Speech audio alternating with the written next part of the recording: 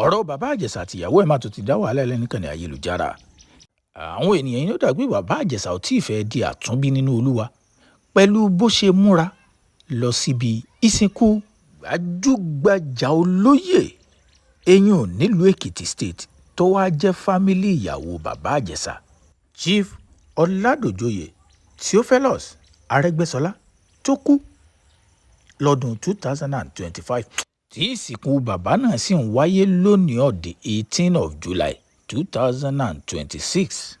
Play fídíò bàbá Ìjẹ̀ṣà àtìyàwó ẹ̀ bí wọ́n ṣe dé síbi occasion náà, bí bàbá Ìjẹ̀ṣà ṣe fi yẹtí sí àti pé kí làwọn ènìyàn ń sọ lórí ọ̀rọ̀ bàbá Ìjẹ̀ṣà níbi occasion náà. Kí ló wá kan táwọn ọ̀tá bàbá Ìjẹ̀ṣà yún Ìyábọ̀ Òjó àti Princess sáwọn ènìyàn tó sọ ní comment section àbí wọn sọ. Ẹ máa bá mi ká lọ lórí ètò lónìí. Bàbá Ìjẹ̀ṣà ó mọ̀ ti di táwọn ènìyàn mà tún jọ ọ̀rọ̀ ẹ̀ lẹ́nu. ọjọ́ yẹn lọ́wọ́ bàbá ni màmá pé ẹ̀ ìjọba mọ́ bàbá wa Theophilus Ọládòjoyè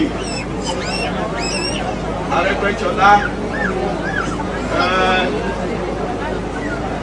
wọ́n ti tẹ̀lé bàbá àti ìyá wọn lọ, ìyá wọn ti tẹ̀lé wọn lọ. Ìgbà tí bàbá Ìjẹ̀ṣà òun àti ìyàwó ẹ̀ CEO Lumini tí wọ́n dé síbi waykeeping bàbá Theophilus Ọládòjoyè Arẹ́gbẹ́ṣọlá eyín nílùú Èkìtì, àwọn ẹbí ìyàwó ẹ̀ wọ́n gbà tọwọ́ tẹsẹ̀ ń play fídíò náà fún yín, wọ́n sì kí dáadáa.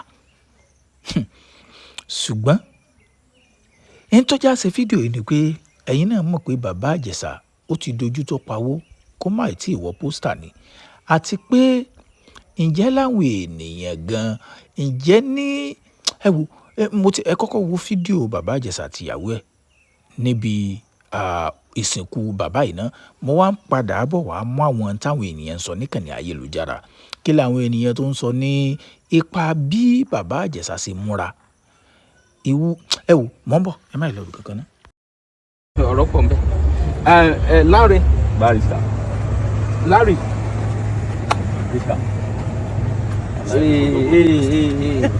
I'm saying again, it is well with you. I want to. Hip hop lalaye. It is well with you. Hip hop lalaye. For honoring me, I really appreciate that. Okunṣadé. Wọ́n dojú kọ́ ní gbóná jó wọn lójú, wọ́n dẹ̀yìn kọ́ ní gbóná jó wọn lẹ́yìn, wọ́n da gbogbo ara kọ́ ní gbóná jó wọn gbogbo ara. Wọ́n ló kọ́ ọmọdé kan lókòdò kí wọ́n lọ mú wa tó bá jẹ́ bí irú ẹ̀yìn apá ọ̀tá òní ta yìí. Ọwọ́ kan ò ní ràn yín, ẹ̀mí ṣubú dànù, kò ní tán dì yín, kò ní tán lẹ́nu yín, kò ní tán lápò yín. Thank you for honoring me. Thank you. God bless you. God bless you. God bless you. I It appreciate it. is well with you.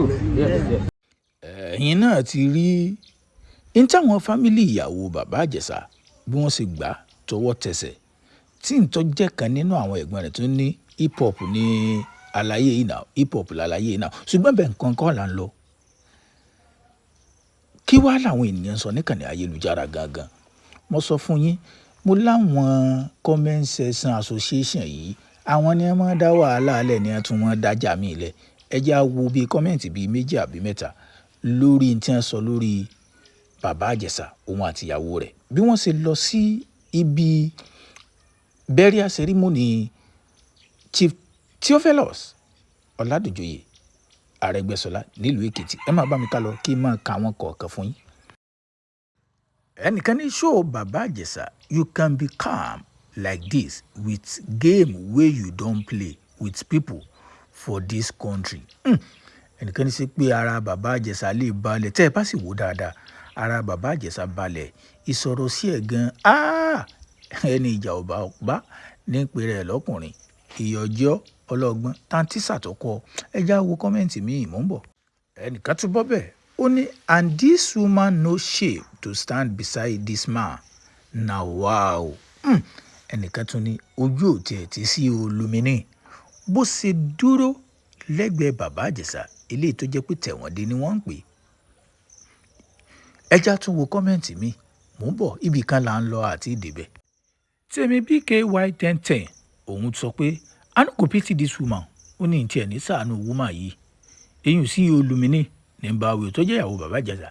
If what they say he did was actually true, tó bá jẹ́ pé n tí ń sọ lórí bàbá Ìjẹ̀ṣà tó rí pé òótọ́ ni, ìní sànú obìnrin o. If he did that to her too, tó wá tún ṣe bẹ́ẹ̀ tó tún ṣe irú nǹkan tí wọ́n ló ṣe tó ṣe sọ́nà ọ̀dọ̀ sí Olúminélé tó jẹ́ ìyàwó bàbá Ìjẹ̀ṣà, ó lóun ò tiẹ̀ ní káàánú ẹ̀ tó bá sọkún wá sí kànnì ayélujára. Ẹ̀yin náà dẹ̀ máa pa àwọn comment section association, àwọn náà wọ́n máa ń kọ́kọ́ gbé nǹkan lọ́wọ́.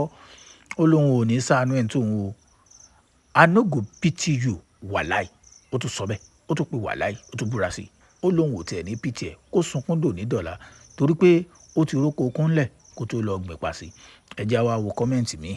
Ẹ̀yin náà mọ̀ pé tó kọ wájú sẹ́nìkan ẹ̀yìn ló mọ̀ kọjú sẹ́lòmíì. Ìlú gángan ni ẹ jẹ́ àtúnwò ń tẹ́lòmíì sọ. Ó ní na God go bless this woman. Kọ sí Olúminélé. Ọlọ́run ni ó ṣàánú ọmọ tí wọ́n pè ń lu sí Olúminélé. Ó wá táàgì péjì ẹ̀yìn ìyàwó bàbá Ìjẹ̀ṣà ní gbà wí. You and your family no go fall. Ó ní ìwọ àtàwọn ẹbí rẹ̀ ẹ̀ ní wálẹ̀. The way you know people, not just ordinary people. I mean you dine with àwọn ènìyàn pàtàkì nínú ayé and still give your husband the opportunity to know them. Ó wá sọ ìdí tó ń fi ṣàdúrà fún. Ó ló mọ̀ èèyàn nínú ayé. Ó gba àwọn èèyàn tó tún wá mọ̀, ó tún wá ń gbé ọkọ rẹ̀ òjòjú ó tì ọ́. Èyàn bàbá Ìjẹ̀ṣà tí wọ́n ló ṣẹ̀ṣẹ̀ ńlá tó lágbára, ó tún wá ń gbé káàkiri. Ó ń gbé sẹ́gbẹ̀ẹ́, ẹjọ́ ń ya fọ́tò, ẹjọ́ ń ṣe fàájì. Wọ́n táwọn àwọn ayé ọ̀sọ̀. Ó ní na God go bless you, you no go fall. Ó ṣàdúrà fún bẹ́ẹ̀. Ẹ̀yin náà mọ̀ pé ìgbà tá a kọ́kọ́ mọ àwọn kọ́mẹ́ǹtì kan wá, àwọn yẹn ní àwọn ò ní tiẹ̀ ní ṣàánú ẹ̀ tí nǹkan tí wọ́n ní bàbá Ìjẹ̀ṣà bá ṣe tó bá tún ṣe sọ́dọ̀ ẹ̀. Ẹlòmíì sì tún ṣàdúrà fún. Ẹ jẹ́ àti ẹ̀ tún wo kọ́mẹ́ǹtì bíi méjì àbí bíi mẹ́ta. Torí àwọn kan ní kò yẹ kí bàbá Ìjẹ̀ṣà ó máa fi yẹtí sétí. Àwọn kan sì tún ní kò sí nǹkan tó burú ńbẹ̀. Kọ́mẹ́ǹtì pọ̀ tó jẹ́ pé àti ẹ̀ lè máa kà tán. Ire Tọ́mi wá sọ pé even Davido no get swag reach Baba Ìjẹ̀ṣà these days. He just dey give us chop back to back. Kí mo sọ, àwọn kan ní pé Baba Ìjẹ̀ṣà gan ti wá di sẹ̀lẹ́bù torí pé nígbà tẹ́ rí bó ṣe múra, ó tún fi yẹtí, ó tún fi sétí débi pé ó tún lo scarf, ó tún báwọn sẹ̀lẹ́bù ṣe máa ń múra bẹ́ẹ̀ ló ṣe múra. Oríṣiríṣi àwọn ènìyàn, àwọn kan tiẹ̀ ní Baba Ìjẹ̀ṣà ọmọ yẹ kó lọ di àtúnbí nínú Olúwa ni. Pé gbogbo fìlẹ́ńgẹ́ à ń fi yẹtí etí pé kò yẹ kó tún máa ṣe bẹ́ẹ̀. Ó yẹ kí Baba Ìjẹ̀ṣà wá máa múra bí ẹni tó wà responsible, kó máa wọṣọ tó dáa, kó máa pé tá a bá tún wá wò pé Baba Ìjẹ̀ṣà tún ti bímọ, ó ti níyàwó, ìyàwó tá a lè pè níyàwó tiẹ̀.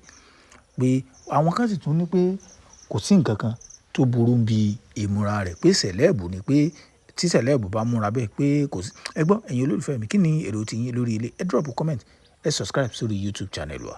Lábẹ́ kọ́mẹ̀ntì náà àwọn kan tiẹ̀ sọ̀rọ̀ nípa ti Ìyábọ̀ Òjó àti Princess pé kódà inú àwọn méjèèjì ò ní máa dùn sí bí Baba Ìjẹ̀ṣà ti di ojú tó pawó kó má ìwọ pósítà.